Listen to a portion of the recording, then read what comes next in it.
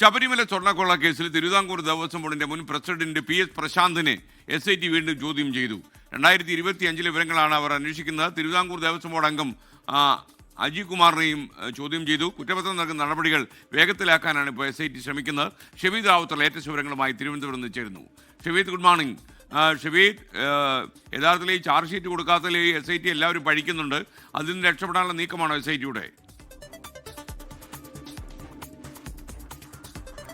പൂർണ്ണ അർത്ഥത്തിൽ നമുക്ക് അങ്ങനെ കാണാൻ കഴിയില്ല. കാരണം ഈ ശബരിമല സ്വർണ്ണക്കൊള്ള കേസിന്റെ അന്വേഷണം ഏതാണ്ട് അവസാനിച്ചു എന്നൊക്കെ രീതിയിൽ പ്രതിപക്ഷമൊക്കെ കഴിഞ്ഞ ദിവസം വിമർശനം ഉന്നയിക്കുന്നത് നമ്മൾ കണ്ടതാണ്. അക്കാര്യത്തിലൊക്കെ SIT പറയുന്നത് ഈ ശബരിമലയിൽ നിലക്കിക്കൊണ്ടുപോയ സ്വർണ്ണപ്പാളികൾ അത് ജംഷഡ്പൂരിലെ ഭാഭ ആറ്റോമിക് റിസർച്ച് സെന്ററിൽ പരിശോധനയ്ക്ക് അയച്ചിരിക്കുകയാണ്. ഇതിന്റെ സാമ്പിളുകളുടെ പരിശോധനാ ഫലം ലഭിച്ചിട്ടില്ല. അതാണ് കുറ്റപത്രം വൈകാനുള്ള താമസം എന്നുള്ളതാണ് SITയുടെ വിശദീകരണം. അതിനിടയിൽ ചില നീക്കങ്ങൾ തിരഞ്ഞെടുപ്പിന് പിന്നാലെ SIT ആരംഭിച്ചു എന്നുള്ളതാണ് ഇപ്പോൾ പുറത്തേക്ക് വരുന്ന വിവരം. അതിന്റെ ഭാഗമായിട്ടാണ് PS പ്രശാന്ത്, മുൻ Devaswom board president PS Prashant ഉൾപ്പെടെയുള്ള ആളുകളെ ചോദ്യം ചെയ്തത്, വീണ്ടും ചോദ്യം ചെയ്തതെന്ന് വേണം പറയാൻ. കാരണം അതിൽ തന്നെ ഏറ്റവും പ്രധാനം, മുൻപ് 2 തവണ PS പ്രശാന്തിനെ ചോദ്യം ചെയ്തിരുന്നു. 2025 സെപ്റ്റംബർ മാസത്തിൽ വീണ്ടും 2019 സമാനമായി തന്നെ ദ്വാരപാലക ശില്പങ്ങളിലെ പാളികൾ കൊണ്ടുപോയി വീണ്ടും സ്വർണ്ണം പൂശാനൊക്കെയുള്ള നീക്കങ്ങൾ, അല്ലെങ്കിൽ അറ്റകുറ്റപ്പണികൾ നടത്താനുള്ള നീക്കങ്ങൾ നടത്തിയിരുന്നു. അതിലെ വിവരങ്ങളാണ് ഇപ്പോൾ SIT PS പ്രശാന്തിൽ നിന്ന് തേടുന്നത്. മാത്രവുമല്ല, മുൻ ദേവസ്വം ബോർഡ് അംഗമായിട്ടുള്ള അജുകുമാറിനെയും ചോദ്യം ചെയ്തിട്ടുണ്ട്. അതായത് ആ സംഭവത്തിൽ 2025 സംഭവത്തിൽ ഉൾപ്പെട്ടിട്ടുള്ള മുഴുവൻ ഉദ്യോഗസ്ഥരെയും അതേപോലെ തന്നെ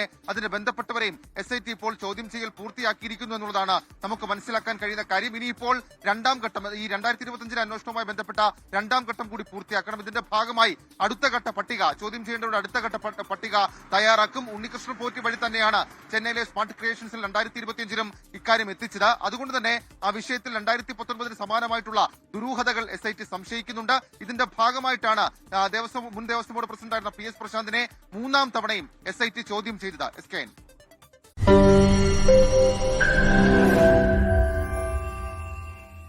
ലോകത്തെവിടെയായാലും ഏത് സമയത്തും 24 വാർത്തകളും ഓഗ്മെന്റഡ് റിയാലിറ്റി പാക്കേജുകളും എക്സ്പ്ലെയിനറുകളും വിശദമായി കാണാൻ ഞങ്ങളുടെ YouTube ചാനൽ നിങ്ങൾക്ക് സബ്സ്ക്രൈബ് ചെയ്യാം.